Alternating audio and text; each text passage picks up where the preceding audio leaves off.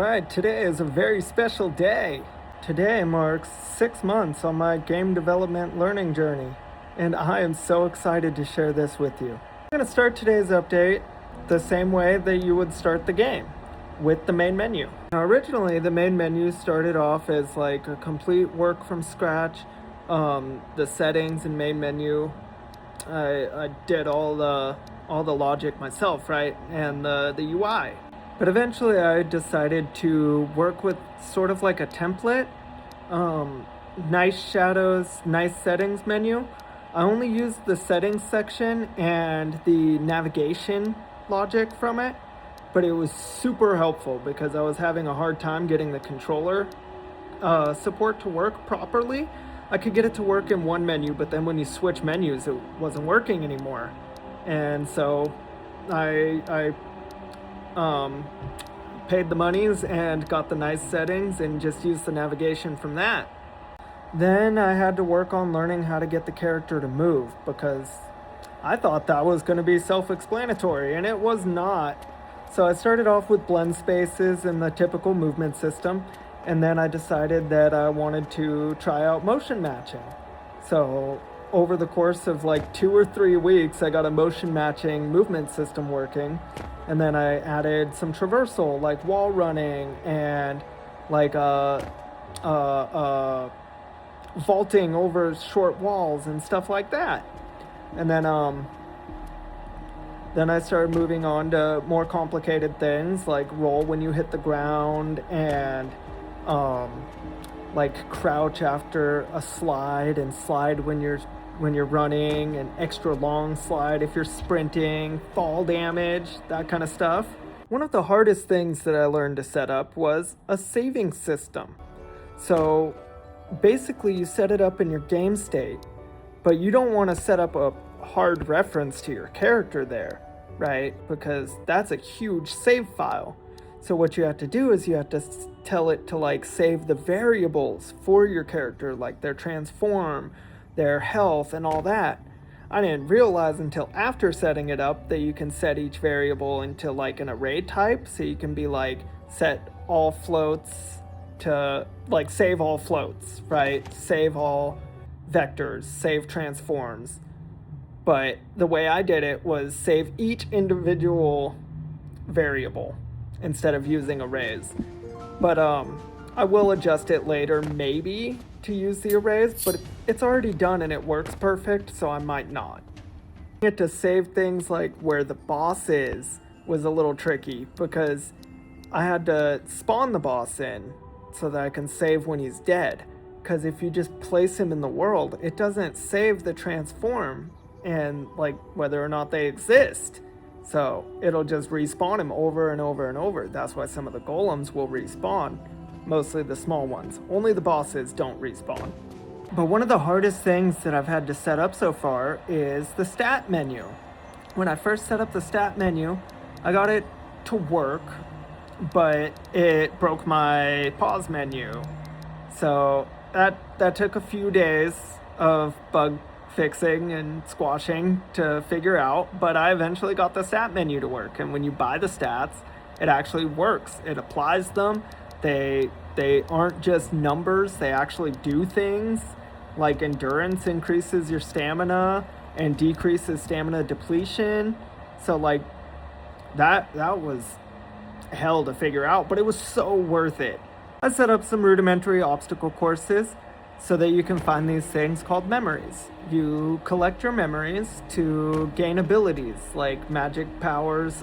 Fireball is the first one you get when you get one memory so that you can break a wall and escape the starting area. Then of course, I had to work on melee combat and the overlay system for the auras, which that was really complicated. A lot of days of work on that one. But it basically, if you shoot a fireball, it puts a fire aura on you and sets your character mode to fire. So you take less damage from fire enemies, but you do less damage to fire enemies. It works the same way with all the different elements. There's 6 elements in my game, and every one of them gives you an aura and gives you augmented attacks and defense in different ways. And there's also status effects, but I haven't finished implementing those yet. Next thing that I was working on was aerial attacks. So I basically set it up to where if you are locked onto an enemy, you will warp to their location doing an aerial attack. If you're not locked onto an enemy, you just won't do an aerial attack. That's okay. And that's the way I like it, honestly, because the aerial attack launches you forward if you don't have a lock-on target, but it's kind of pointless, because I don't have any flying enemies yet, and when I do, you'll be able to lock onto them, so like you kind of use the lock-on for that.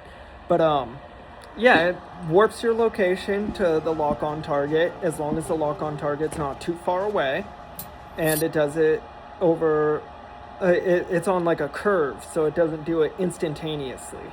The other thing that I was working on is heavy attack. It's also sort of like an aerial attack because it launches you into the air and then shoots you towards your enemy, but it's the strongest attack that's not a spell. So out of like your air attack, your light attack, your punches, your kicks, that'll be the strongest one. And I haven't coded this part in yet, but I know exactly how I'm going to do it. When you do your aerial or your heavy attack, if you have, let's say, fire aura active, when you attack, like land on them, it'll do a fire explosion and get rid of your fire aura. And then I got a perfect dodge mechanic working. So I know you've all seen the dodge, right? So if you do the dodge and somebody goes to hit you, just like Wukong, it'll dilate time, you take no damage, and you do your dodge. And I don't know, I just thought it was really cool to implement. I haven't put an after image or anything like Wukong does, but I just thought it was really cool to have a perfect dodge mechanic. The last major update that I have is the boss system. So the big boss that I named Beast, his name will be something different by the time the actual game comes out. And he has his cinematic intro and all that cool stuff. But, so I had him being a huge beast, right? But that kind of like messed with the animation logic, like mostly the motion warping to tell him where to be, and also like positioning logic.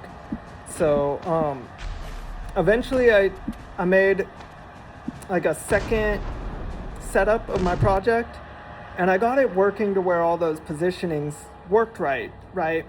But also, I tried on the original project just making him smaller, and it kind of made the boss battle more fun, kind of like the macaque on Wukong. So now, the Beast boss does his jump correctly. He doesn't just randomly end up in walls and stuff for no reason or super high in the sky. And he's kind of more engaging to fight. It's a more fun interaction. So basically, what I'm trying to say is even though there's still a few bugs to hunt down, I kind of want to know if the core gameplay loop is fun at all. So today's the day. The the earliest alpha test is going live today. So in the bio of my YouTube, I'll have a link to the drive where you can download it and try it out. See if you like it. Obviously free of charge, because, it's super early in development. And I want as much feedback as I can get. If you find bugs, I probably have seen them, but just in case, let me know about them, because I'm going to try to fix all of them. But thank you so much for all the support, and let me know how your time goes in Scattered Memories.